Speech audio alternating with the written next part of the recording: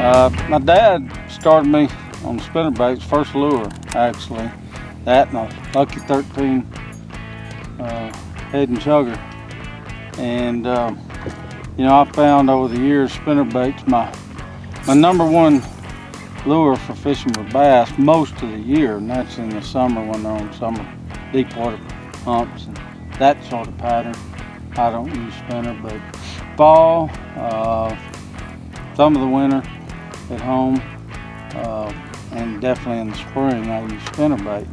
I use it for a variety of reasons. One, just because it's so versatile. You can fish it deep, you can fish it shallow, medium depths, but I also use it to when I'm trying to locate a pattern or a school of bass or concentration of fish, because you can cover water. And when you're trying to find, if you don't have a pattern established or depth established or fish located, it's one of the best ones to use because you can cover water.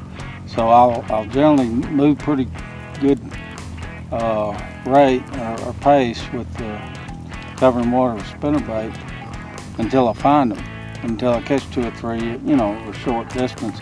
Then I come back through it and I slow it down with a jig or some plastics and start working each bush, both sides of the bush. But spinnerbait I found it not only is a good lure to locate fish, but you can fish it through the thickest brush, and it's not totally weedless, but it'll come through it just as well as anything, and it catches. It's probably one of my favorite big fish lures, especially these big spinnerbaits I get from Terry Odom Lures. He's one of the few I found that actually put those big number 7 size willow blades on them, which with a bigger blade you get more flash and more vibration.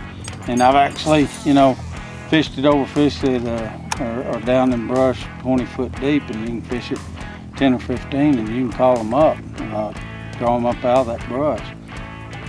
And even if the fish are not feeding, because of that vibration and bumping in that brush, a lot of times you can get a reaction strike, and which is very important. You fish a lure like that on those no bite days. Everybody seems to think, at least the majority seem to think, on no bite days you got to go super duper slow and bump them right on the head, and sometimes that's the case, but many times I take a different route. I try to draw a reaction strike and just keep banging this big blade into the brush where they're sitting there all lockjawed up on you. The worst thing you can do with a spinnerbait is fish it too fast and retrieve it too fast. You want to fish it real slow. Not you hear some just enough to turn the blade. No, we're not talking about that. But just a slow but steady retrieve, take up the slack. And a lot of times on these ledges, or down there 17, 18 foot, the old rule of thumb is if you're not hitting, bumping in the brush, you're probably not getting strikes. So you just have to throw it out there and let it go down until you hit brush, and then pull it up over that top and stay right there at that depth with it. Where it's deeper and those ledges are deeper, I prefer a 1 ounce. Mainly because I use the drag or sweep method, take up the slack. Drag, take up slack. With a 1 ounce, that thing's going to drop while you're taking up the slack. It's going to drop on the average 3 foot, and that's where those bass are down in that brush. I'm skimming the tops of the brush. When I'm taking slack, it's dipping down in there, and so I prefer a heavier spinnerbait. It's one of another reasons I don't really like fishing braided line on my spinners, because braid has a tendency not to sink as fast, and I like that spinnerbait to sink and dip in and out of that brush. Once a guy learns to fish the right way, you'll find the same thing I do. You just it just seems like so many people think the only way to catch a big fish is on a 10-inch worm, or slowing down and just fishing that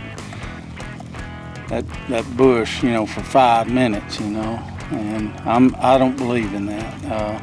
If you know they're there and they're biting, then I don't think it really matters what you put in front of them, as long as you get it in front of them.